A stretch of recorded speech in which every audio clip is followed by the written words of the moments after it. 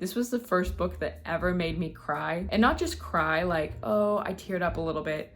Sobbing, like dry heaving, about to throw up. I was crying so hard. I genuinely looked into microdosing poison because I thought it would be a cool party trick. Welcome back to my channel. My name's Marissa and I like to talk about books and book design. Today I have a fun video for you. Inspired by posts I've seen on Bookstagram, I thought I would bring them over to good old BookTube because they look really fun and I've never seen anyone make a video about them. And that is book recommendations based off my Spotify daylist titles. I was inspired to do this by Alyssa from Hot Girl Literature. Check out her Bookstagram and her YouTube. I love Alyssa so much, and this is where I initially got the idea for the video. So if you don't know, Spotify does this thing where they make a curated playlist for you based off of the music you listen to at certain times of the day, and they give them these really hyper specific and sometimes out of pocket titles, and sometimes they're just like a little bit too real. So here's some book recommendations inspired by my daylist.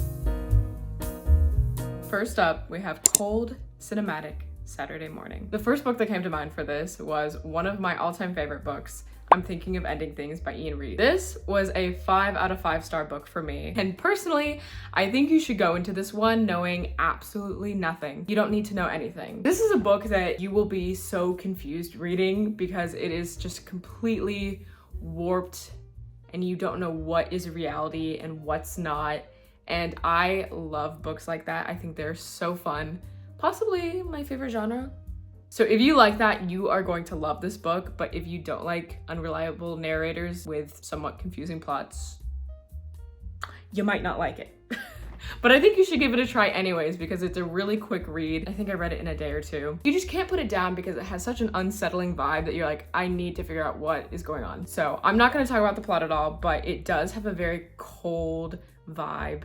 Cold because it's set in the winter and there's a lot of snow, but also cold because it's just very chilling and unsettling and it will like give you goosebumps. And then the second cold cinematic book rec I have for you is Misery by Stephen King. This is one of Stephen King's most popular books, and for good reason. Misery follows the story of author Paul Sheldon, who is in a car accident, and he's found by this woman, Annie, who happens to be a nurse, and she takes him into her cabin to care for him. Lucky him. Wrong. Annie Wilkes happens to be a really big fan of Paul and his books, and so she basically kidnaps him and locks him in her cabin until he writes the next book in the series. And it is deranged, very twisted, but the cold vibe is there because, as you can see, you got a nice snowy cabin. It's very cinematic just because the descriptions King uses are so vivid, sometimes a little bit too vivid because there are some gruesome details in here, let me tell you. Like I said, it's also a very popular movie adaptation, so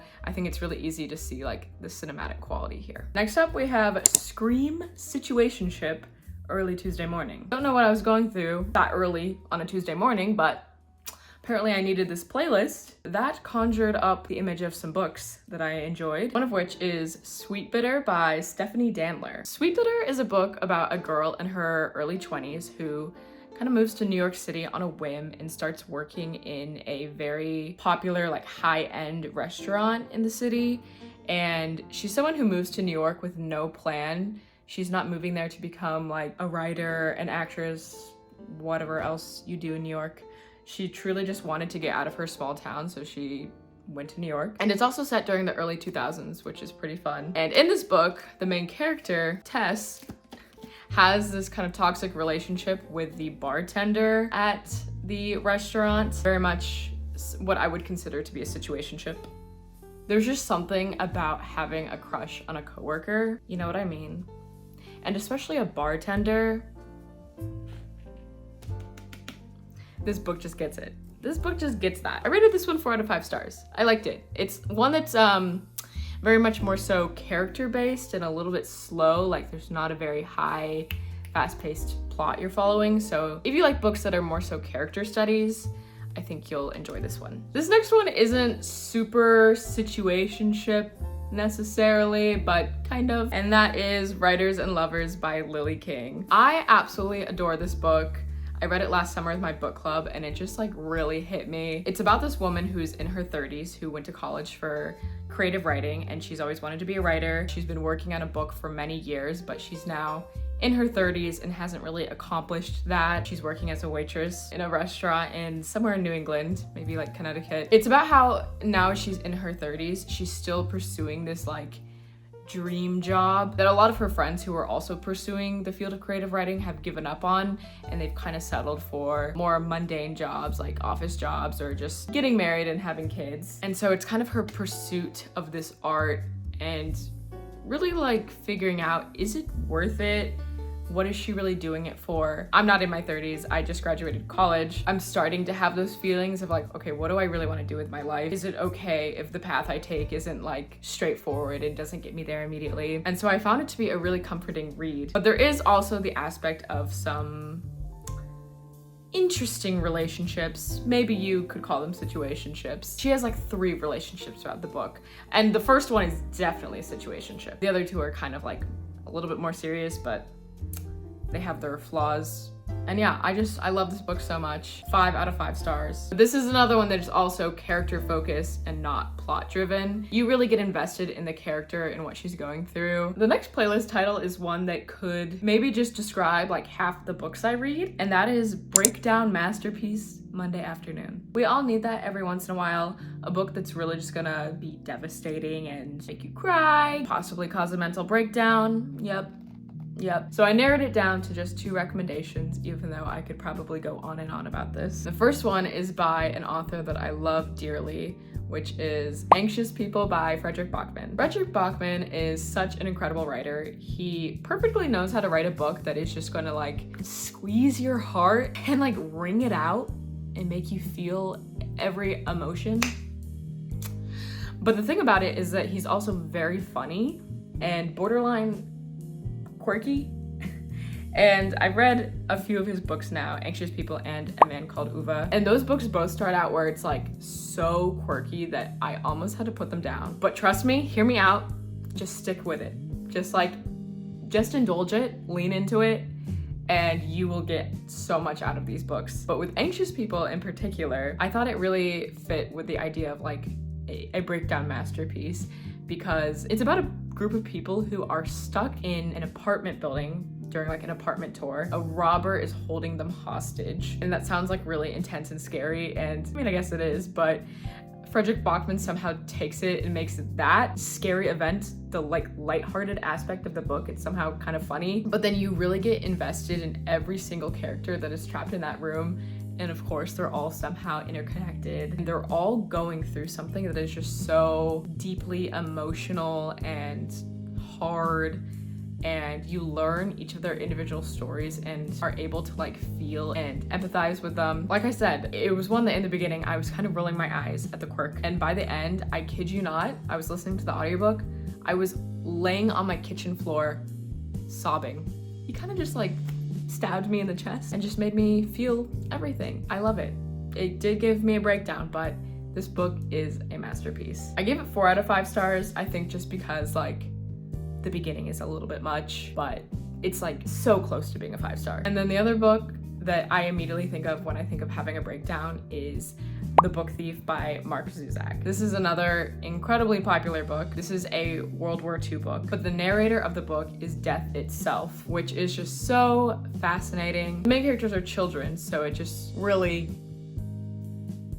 cuts deep. I read this book in 8th grade and it still left like a lasting impact on me. This was the first book that ever made me cry, and not just cry like, oh, I teared up a little bit, sobbing, like dry heaving, about to throw up. I was crying so hard, not only just like when I finished it, but like the entire rest of the week following when I finished this book. I cried myself to sleep every night. No book has ever made me feel that way to this day. Definitely a masterpiece, definitely breakdown inducing. And it goes without saying that I rated The Book Thief 5 out of 5 stars. Next up we have Royalcore, Light Academia, Saturday Night. What a playlist, what a title. Wish I could remember what songs were on this playlist because I truly have no clue. I'm obsessed with this title. This is so me. Would it be one of my videos if I did not mention The Cruel Prince by Hawley Black. You look very gorgeous to me! I love this book so much. Truly one of my favorites. 5 out of 5 stars. Period. The Cruel Prince follows the story of Jude, who is a human in the fairy realm. She's brought there as a young girl and raised up amongst these fairies. Fairies who are really prejudiced against humans, and they do not respect her at all. All Jude wants to do is fight for her place in the fairy court. And that's what made me think of the kind of royalcore. This book really gets into the dynamics of the fairy kingdom, how like the crown is passed down amongst the family. It's so whimsical and fun, but like also so adventurous, and it's just wonderful.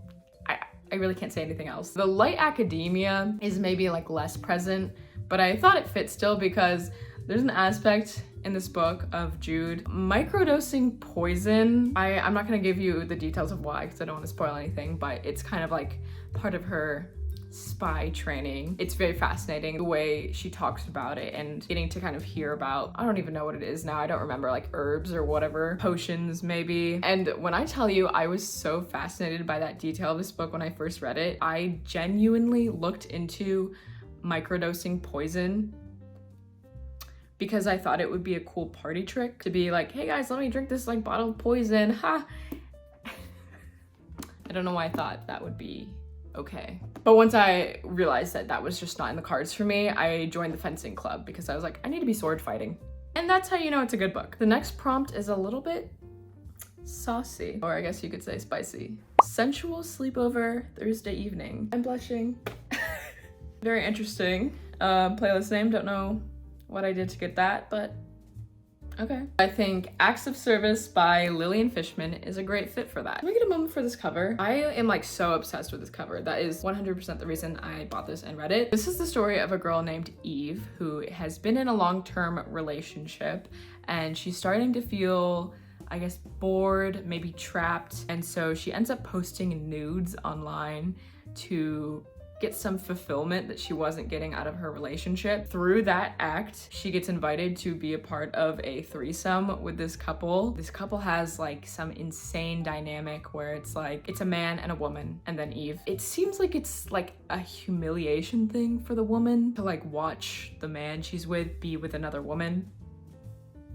It's a lot. But this whole book is about sexuality and expressing what you want out of a relationship and sex. It's very fascinating. It is very, I'm trying to think of what the right word is, like brash, maybe? I did give this one 3 out of 5 stars. It just didn't quite hit for me as much as I wanted it to, but I know a lot of people do love it. I think it's a book that's either hit or miss. If you're looking for a book that's not afraid to talk about sexuality, this is the one for you. If you're looking to have a sensual Thursday evening, perhaps. The next prompt had a very obvious direction to go with it, and that is calm pumpkin spice Thursday evening. I knew I had to get some fall, spooky, cozy reads in there, and the first one that came to mind was A Witch's Guide to Fake Dating a Demon. This is such a fun romance book. It follows this witch. She was like prophesized to be the best witch or like the most powerful witch, but somehow she is just horrible at magic. She can't like do it very well, and she's trying to practice one evening and she accidentally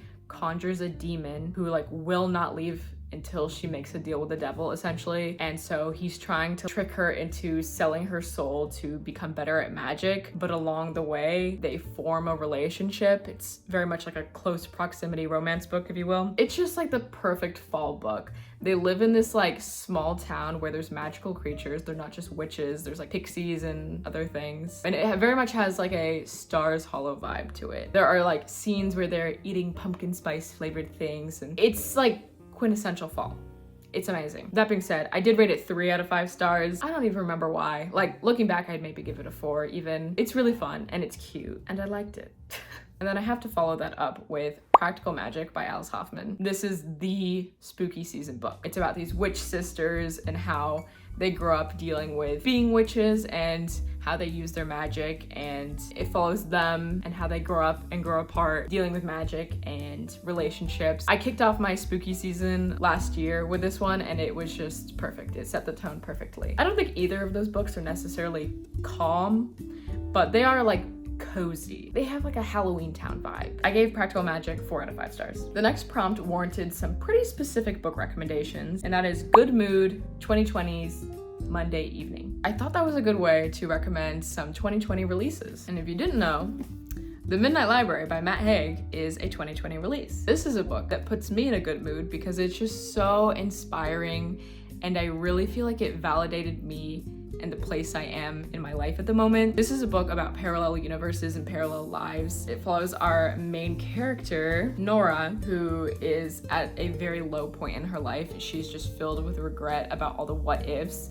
and she gets sent to this place called the Midnight Library where she can check out any book of like a different version of her life. Like if she had done this, this would have happened, and she gets to step into her life and experience that. And it's just one that is so comforting. It really just impacted me a lot. And then another 2020 release for you is The Invisible Life of Addie LaRue. This is a V.E. Schwab book, and I love V.E. Schwab. She is so fantastic. Her writing is just incredible, and she always has the most unique and compelling plots. And this is no exception. The Invisible Life of Addie LaRue is about this girl who I think is born in like the 1700s, maybe even the 1600s, I don't remember. And she makes a wish with like the devil or a devil-like figure to live forever. But the catch is that no one remembers her. As soon as she leaves the room, they forget about her, and no one can like concretely hold on to the idea of her until she eventually meets someone someday who can remember her. And it's figuring out like, why does he remember her? This book puts me in a good mood because it really goes into how you can impact someone and leave your mark in many ways. Although people couldn't remember Addie LaRue, they made art about her or like inspired by her. You see her fingerprints everywhere, even if they don't necessarily remember her. I think the message there is really beautiful about how you can impact so much more than you know even. This is one that I rated 4 out of 5 stars just because I think it's a tad too long. That might be a personal preference, but I feel like she could have trimmed a little bit out and got to the point a little bit quicker. And our last playlist for the evening is probably my most out-of-pocket one, and that is Divorced Lyricist Thursday Afternoon. And it's out of pocket because this is not the only playlist I've gotten that's about divorce. Okay, Spotify, why do you think I'm divorced? Why do you think that? I mean, I guess the music I listen to is heartbreaking quite often. But I do happen to have the perfect book recommendation for that, and that would be Heartbreak, A Personal and Scientific Journey by Florence Williams. I've talked about this before on my channel, but I absolutely love this book. I'm such a fan. This is a nonfiction book, stick with me, about a woman who is going through a divorce, and she's experiencing true heartbreak for the first time in her life at like 50 years old. She becomes really fascinated with the science behind the reaction in your body and like your mental health when you experience heartbreak. She literally studies the science behind what is going on in your brain as you experience heartbreak, and there is a lot that goes into it that not only affects like your mental health but also your physical health. Like you are truly more likely to lose weight when you are going through heartbreak because it raises your cortisol levels and essentially puts you in fight or flight mode, so your metabolism just goes crazy because it thinks you're like constantly fighting a battle. I'm paraphrasing that, like I'm not a scientist, but she gets into it in here and it is so fascinating. If you are going through a heartbreak, if you've ever had a heartbreak, or if you just like interesting things, you should read this book. Not divorced, hopefully never will be, but boy oh boy, did I connect with this book. And that's all I have for us. Those are all my book recs based off my Spotify daylist. I think this is such a fun way to get some unique recs out there. So hopefully I gave you a book recommendation that you really connected with based off my silly little playlist title. If you did, please let me know which books you're interested in. Also in the comments, please let me know what your most unhinged Spotify daylist has been called, because I need to know that I'm not the only one getting weird playlist names. Yeah, that's it. Thank you so much for watching, and thank you so much for subscribing, right? Because you're subscribed, right? Oh, you're about to subscribe? Yeah. Yeah. Love you guys. I'll see you in the next one.